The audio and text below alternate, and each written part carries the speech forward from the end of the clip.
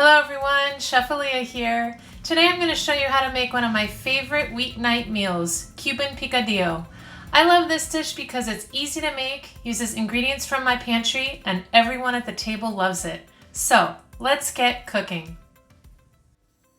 So there's just a few ingredients you'll need for this dish. Some ground beef, bell pepper, onion, garlic, some tomato paste, capers as well, or green olives, and Cuban seasoning as well. This is my special seasoning. A sazon seasoning also works. So you're going to want to cut the top off of the onion. This makes it easier to cut in half. So go ahead and cut it in half. You're only going to need half the onion for this recipe anyways. And when you cut the onion in half, it also makes it easier to peel. So that's something to keep in mind.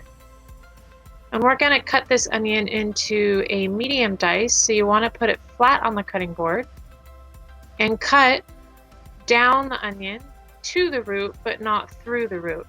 So it's staying somewhat intact at this point. And then cut it the other direction. This is just a nice medium dice, not too big, not too small. And then cut across, so you end up with these nice cubes. And when I get down to the end, I just turn it flat again and cut around the root, so as not to waste anything. Then you're going to go ahead and peel the garlic, roughly chop that. This is a rustic type of dish, so no need to make it super fine. I just get rid of the little tough ends there. And you'll need a half a bell pepper as well. I cut it in half from the bottom. I rip out the seeds with my hand. It's pretty simple, not too much cutting there. And then I'm going to go ahead and remove that white vein part in the middle. It tends to be a bit bitter. And then I'm going to dice this as well. So I'm going to cut into strips and then across into what I'm calling cubes. Not quite cubes, but you know what I mean. And now it's time for the capers or the olives, if that's what you're using. I just took them out of the brine, and you just want to give them a rough chop. This adds a really nice flavor profile to the dish.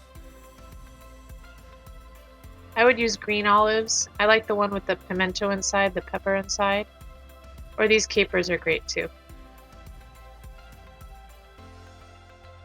You want to put your hand over medium-high heat. It's time to get cooking here. Add some olive oil, add your ground beef, and go ahead and break it up. You can see I'm using a metal spoon there.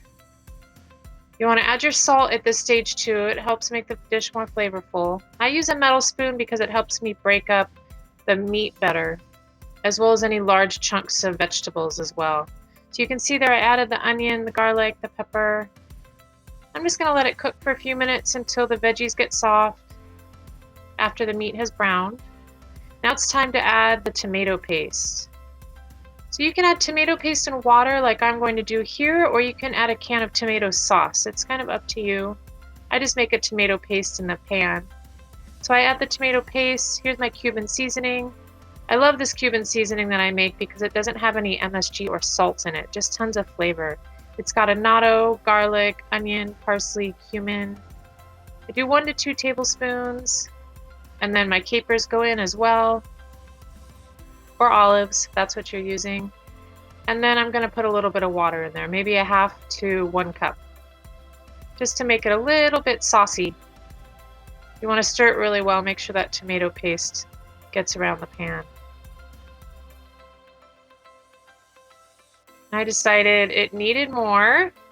I gave it a good sniff there, so I'm going to put in more seasoning and more tomato paste. I'm looking for it to be a little bit tomatoey, but not too tomatoey, and that's completely your choice. So you want to cover it, turn the heat down, let it simmer for 20 minutes, and then you have this delicious dish to serve over rice. Really simple weeknight meal here, guys.